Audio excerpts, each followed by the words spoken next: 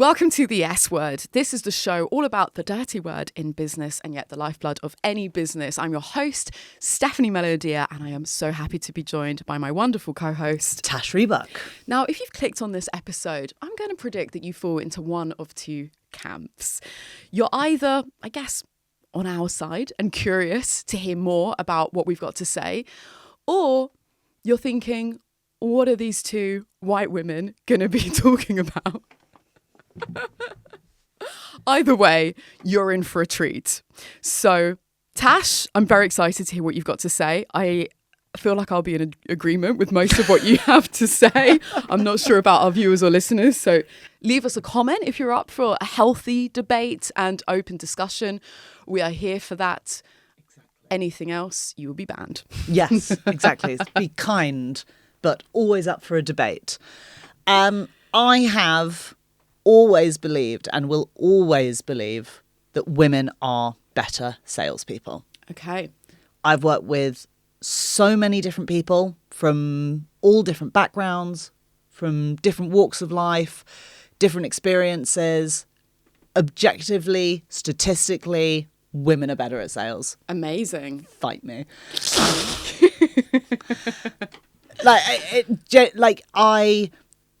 Don't get me wrong. There are some women who are bad at sales, or, you know, there have been people who have maybe not been very good at their roles, and so they've been hard to work with, or whatever it might be. Everyone has flaws. I'm not saying every woman, although I do believe that everyone can be good at sales, but, you know, not every salesperson who is a woman is amazing.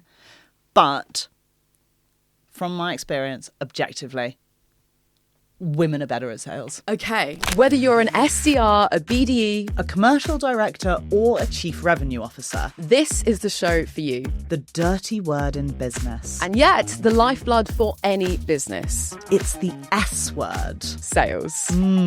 This show puts the fun back in sales, where myself, Tash Rebuck, and my co-host, Steph Melodia, deep dive into outreach strategies, review effective sales tactics, and even cold call live on air. Learn from us or laugh at us. That's what we're here for. Now, sit back and relax as we talk about what no one else wants to. Welcome to the S word. Hello. So let's hit it off with the first main reason why you think women are better at sales. So, one of the biggest things, and everyone, even the people who are sat there going, oh, no, I'm going to write you a pissy message right now, even they have to agree that one of the main things in sales is you have to be really good at listening and you have to ask really good questions. And it is a stereotype for a reason and a joke, but women do listen more. We speak less on average. In schools, they've done studies. We speak far less in mixed classes. We are more likely to sit and listen. Mm-hmm. It's a society thing. And you know what? It's one of those negatives that's turned into, well, can be in some ways like a positive for us. We've been told we have to sit back and be quiet and listen. Well, now we are. We're really good at listening. And we're really good at picking up clues. And we're really good at then asking the kind of questions that are, you know, kind of more consultative, more about like building that relationship. And that is something that just comes a lot more naturally to women than it comes to men. And again, men can learn how to do it, but it does help if it comes naturally. So these are sweeping generalizations, of course. We're looking at kind of on balance with these things. On this note, I do have to plug one of our other episodes, which is Solve the Sales Riddle, or Guess My Secret. We'll link it in the show notes because that was a lot harder than it looks. Yep. Being genuinely curious, avoiding closed or leading questions, especially when you just have a habit of doing that. You don't even really realize until you get switched onto it.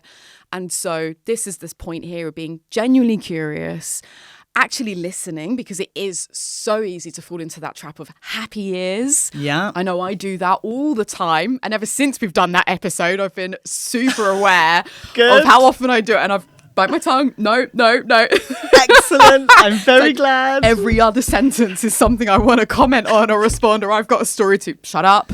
Just listen. Just listen. Good. So again, not all of us, not all women are great at listening, but I think generally, kind of gender aside, it's such a humongous sales superpower. Yeah. I don't think just with anyone in sales, business development, or again, if you're a founder, actually listening, even in customer interviews, in that market research, in those early phases. Yeah. That's another huge trap as well. We do, and again, I know not everyone has the same privilege that I do, where being a podcaster, a creator, whatever, there are a lot of hours of content that I've gone back and listened to. Yeah. And I think I said this in that episode before as well. I obviously think I'm listening in the moment. Yeah. But the truth is, we've currently got 2 mics in our faces, 3 cameras on us, bright lights. There's a lot of mental noise. We're thinking about what's next. Is this interesting enough for the listener? Do we keep things moving? All of this other stuff that is happening at the same time, that actually when later on that night, when I'm in my PJs, no makeup, sat back on my sofa, and you can actually listen, there is a difference, right? There is a difference.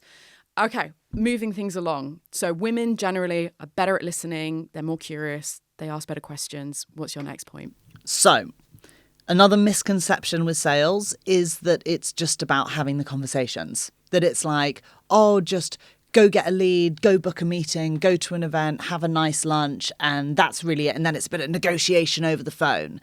And people think that that's majority of what a salesperson does. And then they start having to do the role, and the reality is it is unbelievable amounts of admin. It is like data management. It is filling in information correctly. It is tracking. It is maintaining contact with people over sometimes months and months of quiet times. Yeah. There is so much time and work management and client management that goes into sales. And women are better at doing that. Yeah. Again, another thing that has kind of been forced upon us by society is to be the people who manage the home. So we are the childcare, the healthcare, the diary management, the secretary, the everything. Well, that means that we are fantastic at doing it at sales. The admin. And so less people slip through the cracks. Yeah. Less people feel neglected. Less deals sit in your inbox being ignored and, oh my gosh, I didn't realize they'd emailed me saying that they wanted to buy. I totally missed that. Yeah. There is less of it because we are built to manage that kind of that admin load. Yeah. And we're multitaskers, and again, this is something that is a stereotype for a reason. They've also done lots of studies on it. Women are really good at multitasking. And so when you're juggling lots of client conversations and lots of different tasks, in the morning you could be doing cold calls, and then you might have to do some field sales, and then you're doing follow-up emails, and then you have some pitches. A woman's brain, very well suited to jump between them. Yeah. So again, really built for that. Yeah. And built to grow as well as things become overwhelming and more work is put onto the table. Things don't have to slip as much. Yeah, that makes sense. And what you're making me think is, on the other side of the fence, the amount of how much I've slipped through the net on male sales guys that haven't followed up with me. Yeah. And yet I've recounted the story already a few times, but the aggressiveness in other ways. So that one particular instance, which has obviously scarred me for life, with the amount of pressure that was put on me with the calls and everything else, there is this aggressiveness, which might lead on to your next point. Yeah, which is the thing I think that does actually hold women back, because it's not just, oh yeah, I just think that women are the best at sales, full stop. I can look critically at my species as well. And there is imposter syndrome is something that I think is, everyone can be suffering from it. I certainly do. Oh my gosh, I'm such a battle with it. Women are prone to have it much stronger and much worse. Yeah. It is just a fact. They do. And that voice is the thing that stops women being as successful in sales. Yeah. And it's in a couple of different ways. In actual sales processes, you know, a lot of founders that I work with that are really they're really brilliant salespeople as they're learning, but they're struggling with asking a closing question, or they struggle with following up a lot because they have this voice inside them being like, don't be annoying, don't take up space, don't be loud, Guys don't ask for what I want. A lot of them don't. They don't have it. I couldn't imagine. I'd be a monster if I didn't have that voice. Same, you and me both. Like, could you imagine? If my name were Stefan instead of Stephanie, oh my God, I'd be in the White House. You really would. You really would. There's this voice in our head that says, don't be aggressive, don't be this. And it stops us from closing deals. Yeah. Despite doing all the right stuff, it halts you at the end. Yeah. And the biggest issue is it really stops women progressing in sales as well. 100%. There's not enough women in leadership roles. So chances are there's probably, you know, some people who are listening and going, yeah, actually, that is me. I struggle with, you know, I ask really good questions, but I'm not asking the closing questions. I'm not following up. And for one, I would say they should probably go and listen to our episode about closing questions and following up with people and all that, because they will learn a lot. But I think for women especially who are struggling with it, we are told our whole lives, don't ask questions, don't take up space, don't ask for what you want. And that is what the root of sales is. And so you basically just have to remind yourself that that is something that society has been telling us. And, you know, you have to say no to that instinct that comes over you.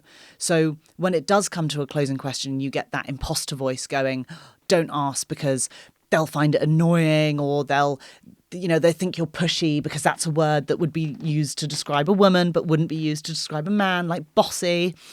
And just go, shut up, shut up, voice, and ask the question. And the reason why I say that that's the only option, really, in my opinion, is because the only way I've known imposter syndrome and imposter voice to be quietened down is with proof. Because the next time that voice comes up and says, don't ask that closing question, you can say, okay, but last time I ignored you and they said yes. They can't argue with you at that point. I find that imposter syndrome often can't argue with facts and data. Yeah, I love that. Yeah. And just to add, I find it incredibly helpful to have somebody like yourself, such a pro, to actually have that behavior modeled. Because even for me, sat across from you doing our cold calling, for example, I 100%, I think I said it in the moment as well, felt myself feeling exactly what you've described. I can't ask more follow-up questions. I can't be more direct. For me, it is this long-term social conditioning, this nurturing that is again that threat of like, I don't want to be rude. I don't want to rub someone up the wrong way. But like anything, when you do come out of your comfort zone and like baby steps, you start to increase that risk tolerance. You gather that evidence, to your point, and it does get easier. But you do need, take it from Tash, just that little push. And I guarantee you, at least, nothing bad is going to happen. Nothing bad is going to happen. And it's the same with following up with people. Nothing bad is going to happen. No one is going to be horrible or rude. No one is going to, if they've already decided they're going to work with you, decide they don't want to work with you. And for a lot of women, what I find really helps is reframe it this way. If you've met with someone and they've said to you, I'm going to give you an answer, it is rude of them to ignore you. It is not rude of you to follow up with them. And I often find that when you reframe it in that way and you think, yeah, they are rude, suddenly following up feels like the right thing to do. Righteous follow-ups. So yeah, give it a go. And if it doesn't work, let me know. we can always chat about it. Sorry to interrupt your listening, gang. We do 3 things. The first is training. Whether you or your sales team are looking to impress and improve their sales, we come in and deliver bespoke training that's fun, engaging, and really meets everyone at the level that they are at. The second thing we do is offer a retainer. Our team comes in and we create and implement your full sales strategy so you can get selling as soon as possible and create a sustainable process that anyone can come in, pick up, and make their own. And finally, we offer one-to-one coaching. I'll sit with you as a founder and make sure you're comfortable with sales and you learn how to do it in the best possible way. We're here to make you and your team happy and much, much more successful when it comes to sales. If any of this sounds interesting, have a look in the show notes and you'll see a link to the Good Sales Company website. Pop over there, get in touch, book a meeting. We'll have a chat, see if we can solve all of your sales problems. I remember when I worked for my first, female head of sales, to this day, she is still an idol to me. I think she is incredible. She has achieved amazing things. She's fantastic at what she does. And I am just amazing. Mm-hmm. And, I don't even know if I'd feel the same way if she was a man. Mm. I'd probably feel slightly differently and see the negatives in more of a negative. But because she's a woman, I'm like, fuck yeah. Because we don't ask for raises. We don't ask for promotions. Yeah. And we often don't apply for the roles that we could get. Yeah. Okay, so I've got a number of thoughts on this. What I'm going to do is connect what you're talking about now with one of your earlier points. So what you were saying about being the secretary, the social glue, which, look, again, gang, sweeping generalizations. I'm not saying every single woman or every single man on the planet, but look, there are differences, more so nurture than nature, yes. I reckon, obviously. And that's what I'm going to connect this to is the nurture that we've had anthropologically is from thousands, literally, of years, right? That's been carried down through bloodlines over centuries and centuries and centuries. Yeah. And it is because being just biology of being the child bearer has meant we are the ones lumbered, so to speak, with that kind of community, with that the more kind of social side of things. Yeah. And so this isn't something that's drastically going to change because you've tuned into one podcast. But the first step, as always with these things, is having the awareness. Yeah. And so the same point makes us better and worse. Better, to your earlier point on the looking out for the tribe, making sure everyone's good, following up, dotting the I's, crossing the T's, all of that more kind of administrative side of things. Yeah. But then this last point where we do get in our own way is that threat with the imposter syndrome really feels like a threat to us on a cellular level, because if we do get deemed a pest because we're too afraid of following up, that means we're risking being, what's the word? Pushed out of the tribe. Yeah. And that means death. If you're not part of the tribe, you die. Yeah. 100%. And so that's where it does feel so much worse for a lot of women. But I think we get in our own way too much. Something I often find myself saying is have the confidence of a straight white man. Oh, I always do that. Yeah. I always say, would a straight white man struggle with this decision? What would a straight white man do? And then I'm like, I'm going to fucking do that. Yeah, exactly. I am. I'm going to go do it. Don't doubt yourself. Just go do it. White men will apply to jobs that have a much lower percentage connection of what their role is. I thought it was around 70%. Yeah. Whereas a woman will do far less, far more. She would need it to be 90% or more or something. Yeah. And I'm like, wow, the amount of roles I probably didn't apply for because I was like, oh, I can't do that or I can't do this. Yeah. And it reminds me, for one, I was never perfect. So it doesn't matter if you're listening to this at the beginning of your career or you've been working for 10, 20 years and you're going, I've not been fighting. It doesn't matter where you are in your career. If you notice it, you can make a change. Yeah. I, at one point, realised that I was being paid less than someone that I had helped hire and train. Oh, no. And I was literally senior to them. They had less sales experience than me. Were they a guy? Yeah. They were a man. Fuck. And I was furious. Oh, no. And so I went to my manager and was like, look, I found out that they're being paid more than me. Obviously, I've been here longer than them, like a year, and I'm more senior and blah, blah, blah, all this stuff. And it was a real battle. And wow. Yeah. And like, I really had to fight and put my foot down and be like, this is really not okay. And my salary got put up to match theirs. Wow. But I should have fought harder. That's disgusting. Yeah. I should have fought harder. I should have taken it to HR. Not that the HR in that company was any help. Yeah. But like, there was so much more I should have done. And if I had been a guy, I probably would have. But actually, what this opens up is another interesting point, which is so much, talking about, what women can do, and let's not get in our own way, overcome imposter syndrome.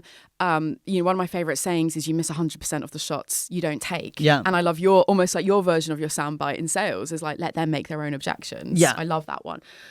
But actually here with this disgusting story is the flip side to that is, okay, you've got the micro and the macro. You've got, okay, well, this is what I can do. But then this is how I'm being perceived. This is the unconscious bias. So whether it was your boss, the HR, or whoever else, they unconsciously or not are perceiving this guy to be of higher worth or higher value.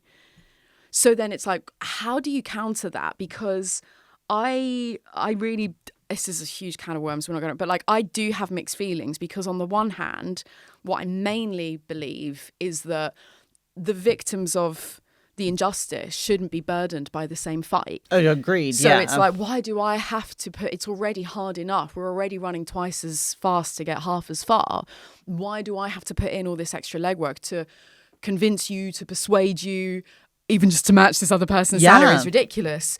But then on the other hand, it's like, well, do we want change to happen? Do we have to actively make this effort to change the tides? Otherwise, we're just sitting back and we're waiting for the generations to die off. Yeah. And unfortunately, the new generations, for some reason, are trying to be the same as the old generations. It's very strange.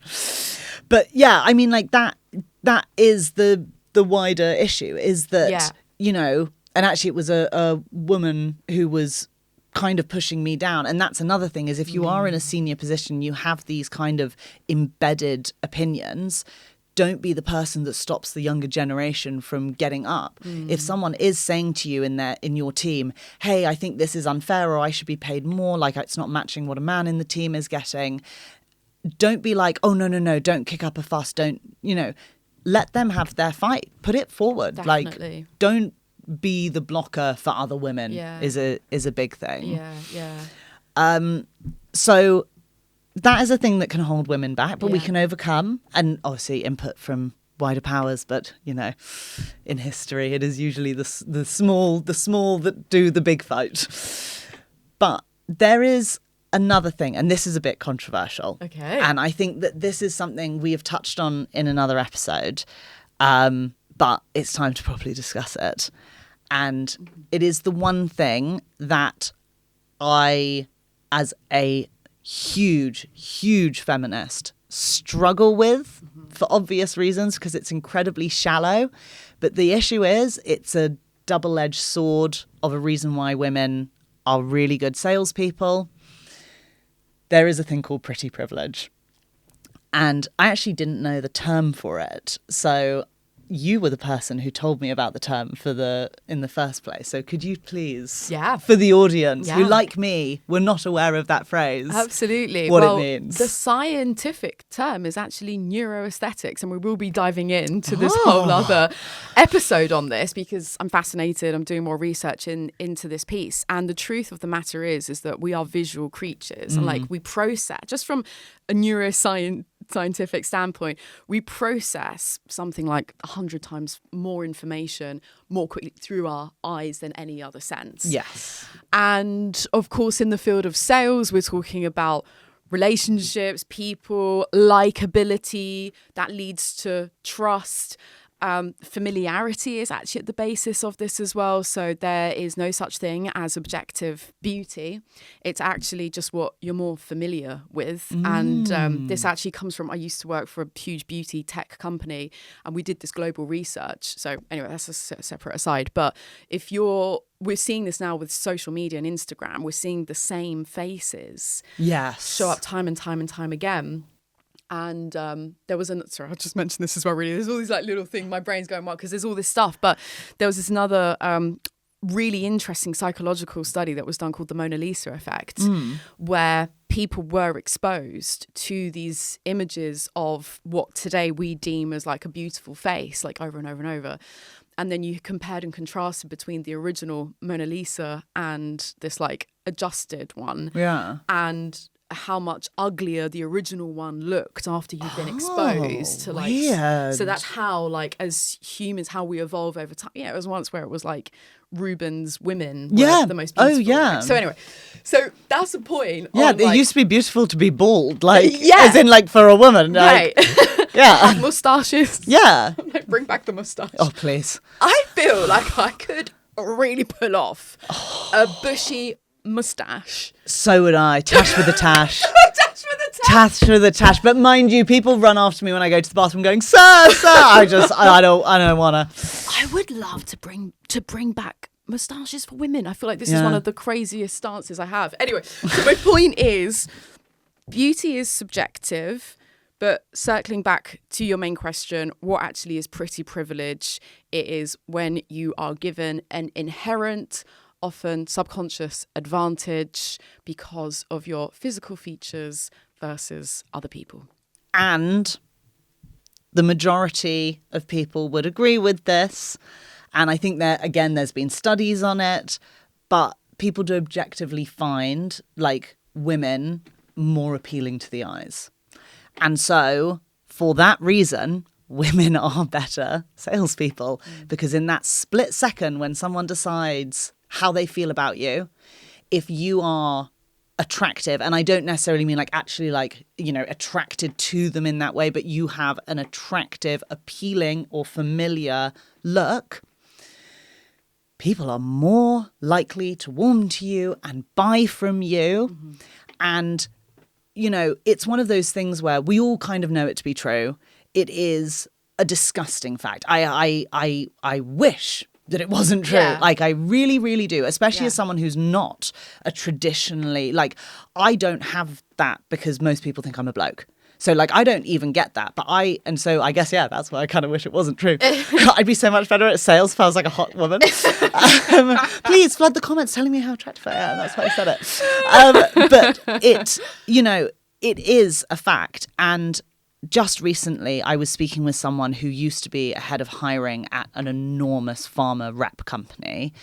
And she said that, and she's a big old feminist.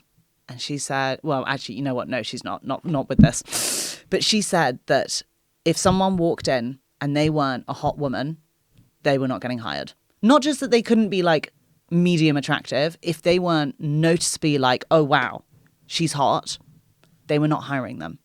So it is both unspoken and very, very loudly spoken about. How you feel about it, I mean, I don't feel great about it. But it is a reality. Yeah. And you know what? Sometimes you've got to work with what you got. To add further weight to your point, because, gang, we're very aware that we're ending on the most controversial point here. But from a branding and marketing background, the individual pretty privilege translates in business to branding. There is a reason that is a multi-billion-dollar industry. If we look at it that way as well, this is, you know, more comfortable and easier to talk about because we're talking about businesses, brands, and not individuals, of course. But ultimately, it's the same principle. Why do companies not only invest so much money in slick logo, their nice branding, this color palette that's of them, like all the rest of it? There's a reason. If that didn't matter, like, we'd live in a world where pretty privilege doesn't exist. Exactly. And just to add to that, not only do they invest, and I use the term invest and not spend this money, like, for a reason. Yeah. Because the investment piece comes off in brand value and company valuations. So as an example, the world's most valuable brand, as well as company, but just the brand side of it, is Apple, which is worth, last time I checked, was like $149 billion in like 2023 or something. Yeah. Like $149 billion is the value of the brand. Yeah. There's a reason why when you walk into an Apple store, it's all white and minimalist and evokes that sense of calm. So we always say in business, like, branding is the personification of that human relation, because we know on the front lines, those in-store sales reps in Apple, they're the personification of the brand. So that needs to translate. And so if they didn't give a crap about the logo, then they wouldn't give a crap about their appearance, how they treat people. Yeah, exactly. Where I have one question to end this on this topic. What can women, okay, you said something along the lines of, like, you know, using what we can to our advantage to a degree. What advice can you give women to I guess kind of be careful with it, to not like blur the lines? Because I've mentioned this before. So I'm glad you asked, because I wanted to clarify on that. What I mean is, use the confidence that by just being a woman, you are already a step forward in being a great salesperson. So a little bit like, to use your example with Apple, take Amazon, right? Huge brand. Everyone knows it. And when you think of it, you think of a little smiley face with the blue and woo, Amazon. But the reality is very ugly behind it. And we know that it's put countless businesses out of operation. And we know that it, you know, the workers' rights are unbelievably bad. But it doesn't actually matter, because that's not what people see. And so in the same way, I'm not saying you've got to be, like I said, I am not that conventionally attractive woman. I'm not saying that you have to be, because you really, really don't.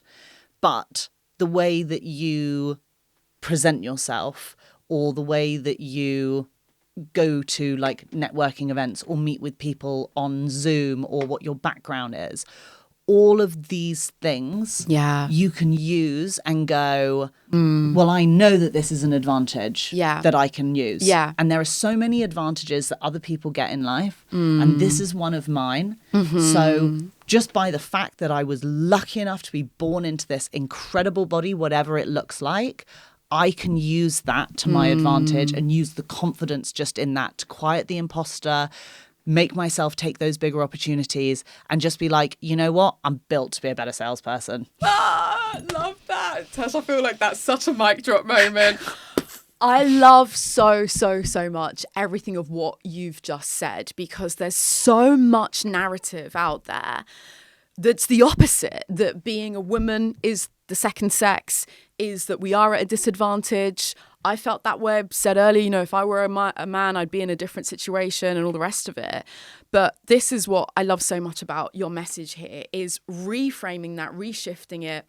I don't know if I told the story before, where I was at this panel event and there was an audience Q&A, and this woman at the back stood up to ask a question, and her intro was, I'm the only woman in the company, I'm in a male-dominated industry. And already, I'm sure it's all very true. I know that it's a struggle for a lot of us, but already it's how you're choosing to shape that narrative. Or I feel like we haven't even had a choice on this narrative that we're choosing to accept for ourselves. Yeah. Which is why, again, I love what you're saying here, because there's an option here that we can choose a different narrative. Yeah. And we can choose a narrative that's genuinely much more empowering for ourselves. You kind of have to wonder, who is telling me I have to keep myself small? Yeah. And if it's me, why am I doing that? Yeah. And we don't have to. And so, yeah, we can just throw all that away, say, okay, it might be a male-dominated field, but I can be the best at it. And there comes a point when you are making a lot of money and really, really successful, that the things like gender and sexuality and, to some degree, race becomes far less important, because really what matters the most is money. And that is a mic drop moment. Speaking straight to my Capricorn heart there. Thank you so much for tuning into this episode. I'm sure you've all got lots of comments and thoughts and opinions. Not sure I want to hear it. All of I'm them scared. necessarily. But this is a really meaty conversation, and it's an important topic that we do care a lot about. And actually, we've seen these other incredible salespeople make these huge businesses off the back of training women. Yeah. Shelby Sapp, she sells Academy. She's just focused on like women. So I think, look, let us know what you've taken away from this. Let us know where you agree, disagree. Again, always good to have open, healthy debate and discussion. But for me, final parting words, I just love take control of a narrative that serves you. Yes. Thank you so much for tuning in. Episodes are weekly every Monday, so hopefully see you next time. Thanks so much. Bye.